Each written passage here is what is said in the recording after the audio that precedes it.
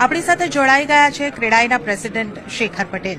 શેખરજી, તમારું સ્વાગત છે અને ઘણા અભિનંદન આપને પ્રેસિડેન્ટનું પદ લેવા બદલ. અને જે રીતે આપે જણાવ્યું કે આપ ગ્રીન ઇનિશિયેટિવને લઈને આગળ વધી રહ્યા છો, તો કઈ રીતે આપનો આગળનો પ્લાન રહેશે, રોડ મેપ રહેશે? રિયલ એસ્ટેટ અને સસ્ટેનેબલ રિયલ એસ્ટેટ ગ્રીન ઇનિશિયેટિવનું ખૂબ સરસ આપે વાત કરી છે, તો એ અંગે અમને વધુ છે.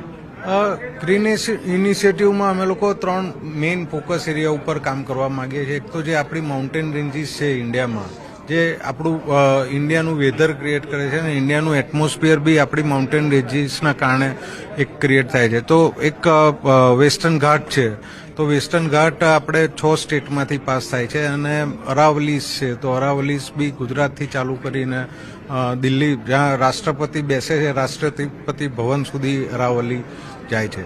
તો આપણા જો આ ઘાટ છે, આ બધા જ્યાં આગળ આ માઉન્ટેન રેન્જ છે, ત્યાં આપણે બહુ સારી રીતે ફોરેસ્ટેશન કરી શકીએ, રિફોરેસ્ટેશન કરી શકીએ, તો આપણા ઇન્ડિયાના એટમોસ્ફિયરને, ઇન્ડિયાના એન્વાયરમેન્ટને એનો ઘણો બેનિફિટ થશે. તો અમે લોકો ક્રેડાઈ એક આના ડ્રાઈવ તરીકે ચલાવીશું. દરેક શહેરોમાં અમારા સિટી ચેપ્ટર છે, અમારી પાસે ટીમ છે. પ્લસ આ બધા ઓલરેડી ગવર્મેન્ટ છેલ્લા 5 વર્ષથી આના ઉપર ઘણું કામ કરી રહી છે. અને ત્યાં આગળ લગભગ વેસ્ટર્ન ઘાટમાં મને ખબર છે ત્યાં સુધી 38 NGO કામ કરી રહ્યા છે, જે લોકો આખું રિફોરેસ્ટેશનનું કામ કરી રહ્યા છે. તો અમે ગવર્મેન્ટ સાથે, NGO સાથે અને ક્રેડાઈ, આ 3 જણા જોઈન્ટ એફર્ટથી રિફોરેસ્ટેશનનું કામ કરીશું. આનાથી ભારતના એન્વાયરમેન્ટને ઘણો બધો બેનિફિટ થશે, એવું મારું માનવું છે. જી, એન્વાયરમેન્ટના બેનિફિટની તમે સરસ વાત કરી. બીજી સરસ વાત તમે સ્કિલિંગને લઈને પણ કરી, સ્કિલ ડેવલપમેન્ટને ઉપર પણ આપ ફોકસ કરવાના છો.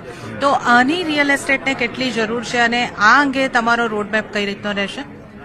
એટલે જે રીતે અત્યારે ભારતમાં રિયલ એસ્ટેટમાં ડેવલપમેન્ટ ચાલી રહ્યું છે, રોજ જે ઇન્ડસ્ટ્રી ફેસ કરી રહી છે કે જે સ્કિલ વર્કર્સ છે, સ્કિલ વર્કર્સની કમી બધા જ મહેસૂસ કરી રહ્યા છે.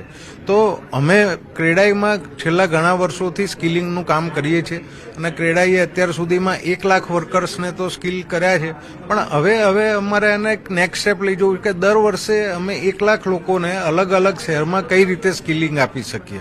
પ્લસ જ્યાં જે નોર્મલ લેબર છે, જે પોતાના ગામથી આવે છે અને એક મજૂરીનું કામ કરે છે, એને જો અમે વધારે સારું સ્કિલિંગ આપીએ તો આજે એને જે નોર્મલ પે મળે છે એનાથી થોડો વધારે પે મળે, એને એક સર્ટિફિકેશન મળે, એની પાસે એ સર્ટિફિકેટ હોય સ્કિલિંગનું, તો એ સર્ટિફિકેટ લઈને બીજા કોઈ પણ પ્રોજેક્ટ ઉપર કામ કરશે તો એને એક કેટેગરીનો સેલરી મળશે અને એની લાઈફ પણ સુધરશે.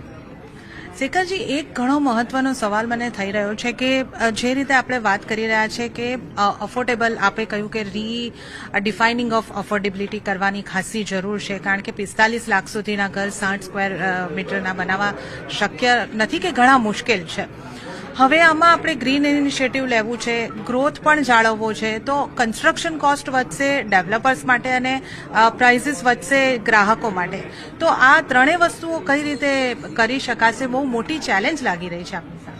ના, આમ તો શું છે કે એ કન્સ્ટ્રક્શન કોસ્ટ અને અત્યારે આજની તારીખમાં બી જેમ મેં કહ્યું એમ કે પ્રોજેક્ટ સાયકલ, આજે કોઈ ડેવલપર જમીન ખરીદે છે અને જમીન ખરીદ્યા પછી એ બધી અપ્રુવલ્સ લે છે અને અપ્રુવલ્સ પછી જે કન્સ્ટ્રક્શન કરે છે, તો એ બધી જ વસ્તુઓમાં ક્યાંક ને ક્યાંક ફરક કરવાની જરૂર છે. જો પ્રોજેક્ટ સાયકલ 7 વર્ષની છે એને જો અમે 3 વર્ષની કરી શકીએ, એટલે જો આજે અપ્રુવલનો પીરિયડ જે 2 વર્ષનો છે એ 3 મહિનાનો થાય અને કન્સ્ટ્રક્શન જે 4 થી 5 વર્ષમાં પ્રોજેક્ટનું પૂરું થાય છે એ 2 થી 2.5 વર્ષમાં પૂરું થાય, તો ઓવરઓલ જ્યારે મારું ઇન્વેસ્ટમેન્ટ 7 વર્ષનો પ્રોજેક્ટ હોય તો પહેલા દિવસથી 30% તો ઇન્વેસ્ટમેન્ટ થઈ જાય છે. એટલે 30% ઇન્વેસ્ટમેન્ટ ઉપર એક કોસ્ટ લાગે છે અને એ કોસ્ટ છેલ્લે તો જતા કસ્ટમર ઉપર પાસ ઓન થાય છે, કેમ કે મકાનની કિંમત એ રીતે જ નક્કી થતી હોય છે. જો હું પ્રોજેક્ટ 7 વર્ષની જગ્યાએ 3 વર્ષ પૂરો કરી શકીશ તો ડેવલપર માટે બી એ ઘણી રાહત થશે અને ડેવલપર સારા ભાવથી, પોતાના એક ઓછા ભાવથી પ્રોડક્ટ પડતી હશે તો કસ્ટમરને બી ઓછા ભાવથી વેચી શકશે. એટલે એક તો જો પ્રોજેક્ટ સાયકલ ઓછી કરી શકીશું તો એનો બેનિફિટ કસ્ટમરને થશે, પ્લસ ડેવલપરને એવો બેનિફિટ થશે કે એક પ્રોજેક્ટ પૂરો કરતા એને જે 7 વર્ષ લાગતા હતા અને 7 વર્ષ પછી એ બીજો પ્રોજેક્ટ ચાલુ કરતો, તો એનો 3 વર્ષમાં પ્રોજેક્ટ પતશે તો એના બી એક પ્રોજેક્ટની જગ્યાએ 2 પ્રોજેક્ટ કરી શકશે. એટલે ડેવલપરને ત્યાંથી બેનિફિટ થશે અને ગવર્મેન્ટને બેનિફિટ ત્યાંથી થશે કે જે સપ્લાય છે એ જે સપ્લાય 7 વર્ષે આવવાનો હતો એ 3 વર્ષે આવશે, તો હાઉસિંગનો સપ્લાય બી વધશે. એટલે આમ જો 7 વર્ષની સાયકલ 3 વર્ષમાં લાવીશું તો it's a win win for customer, government and a developer. જી શેખરજી, અને જીસીસી માટે ગુજરાત એક પ્રોમિસિંગ ડેસ્ટિનેશન બને એને માટે શું કરી શકાય?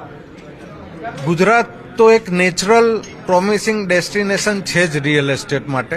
અને જે રીતનું ગુજરાત ગવર્મેન્ટની પોલિસી ઇનિશિયેટિવ્સ છે, ગુજરાત બહુ સારા પોલિસી ઇનિશિયેટિવ્સ લઈ રહ્યા છે. છેલ્લા હમણાં આપે એક અઠવાડિયા પહેલા જોયું હોય તો રેવન્યુ ડિપાર્ટમેન્ટે બી બહુ સારા સુધારા કર્યા છે. એટલે જે વાત અમે કરી રહ્યા છીએ એ ગુજરાત સરકારે ઓલરેડી ઇમ્પ્લિમેન્ટ કરવાની ચાલુ કરી દીધી છે, કે જે અપ્રુવલ પ્રોસેસનો ટાઈમ 6 થી 2 વર્ષનો છે એ ગુજરાત સરકારની સાથે અમારી વાતો ચાલે છે અને ગુજરાત સરકાર પ્રોએક્ટિવ છે. તો એ લોકો બી ઈચ્છે છે કે આ અપ્રુવલ ટાઈમ 2 થી 3 મહિનામાં થઈ જાય. એટલે રિસન્ટલી ગુજરાત સરકારે રેવન્યુમાં જે સુધારા કર્યા કે જે એનેમાં 3 મહિનાથી લઈને 6 મહિનાનો પીરિયડ લાગે છે એ 10 દિવસમાં એને કઈ રીતે આપી શકાય અને 10 દિવસમાં એને આપવી જોઈએ એવું ગુજરાત સરકારે નક્કી કર્યું છે. તો આવા બધા ઇનિશિયેટિવ ગુજરાત સરકાર લઈ રહી છે. એના કારણે બહારના ડેવલપરોને બી પ્રોત્સાહન મળશે કે અહીંયાની સરકાર પ્રોએક્ટિવ છે, પોલિસી સારી છે, તો અહીંયા બીજું ડેવલપમેન્ટ બી આવશે, બહારના ડેવલપર્સ બી આવશે.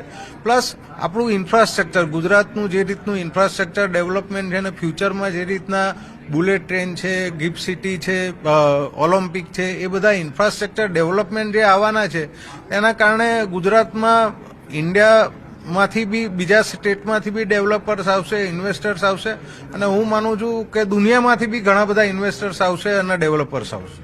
અને ગ્રેડ એ ઓફિસની જે ડિમાન્ડ હાઈ થઈ રહી છે એને ગુજરાત પહોંચી વળવા માટે સક્ષમ રહેશે? ગુજરાતમાં છેલ્લા ઘણા સમયથી ગ્રેડ એ ઓફિસનો સપ્લાય આવી રહ્યો છે અને સારા ગ્રેડ એ બિલ્ડિંગ બની રહ્યા છે અને ડેવલપર્સ બી હવે ફોકસ કરી રહ્યા છે કે પોતે ગ્રેડ એ ઓફિસ બિલ્ડિંગ બનાવે. અને અત્યારે જો તો ઇન્ડિયામાંથી, ઓવરઓલ ઇન્ડિયામાંથી આઈટી જે બધા ઘણા બધા હબ્સ છે, સપોઝ હૈદરાબાદ છે કે બેંગ્લોર છે કે પૂના છે, તો ત્યાંની બધી કંપની, ઘણી બધી કંપની અત્યારે પ્લાન કરી રહી છે કે એ લોકોને અમદાવાદમાં આવું છે. પહેલા ગ્રેડ એ બિલ્ડિંગનો સપ્લાય નહોતો ત્યારે એ લોકોનો થોડા કન્સ્ટ્રેન હતા, પણ હવે છે ગ્રેડ એ બિલ્ડિંગ. એટલે ઘણી બધી આપ આવતા 2-3 વર્ષમાં જોશો કે અમદાવાદ પણ એક ઇન્ડિયાનું આઈટી ડેસ્ટિનેશન બનેલું હશે. જી, મિલિયન માઇન ટેક સિટી જેવા મોટા મોટા પ્રોજેક્ટ આવી રહ્યા છે, તો આની ગુજરાતના કમર્શિયલ રિયલ એસ્ટેટ પર કેવી અસર થશે?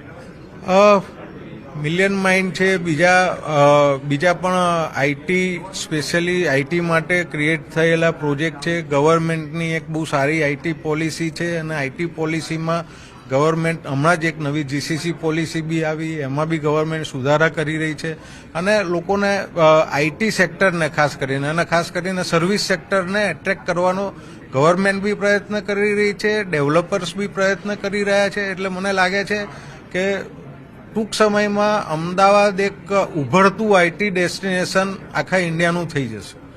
શેખરજી, ખૂબ ખૂબ આભાર આપનો અમને સમય ફાળવવા બદલ. Thank you so much.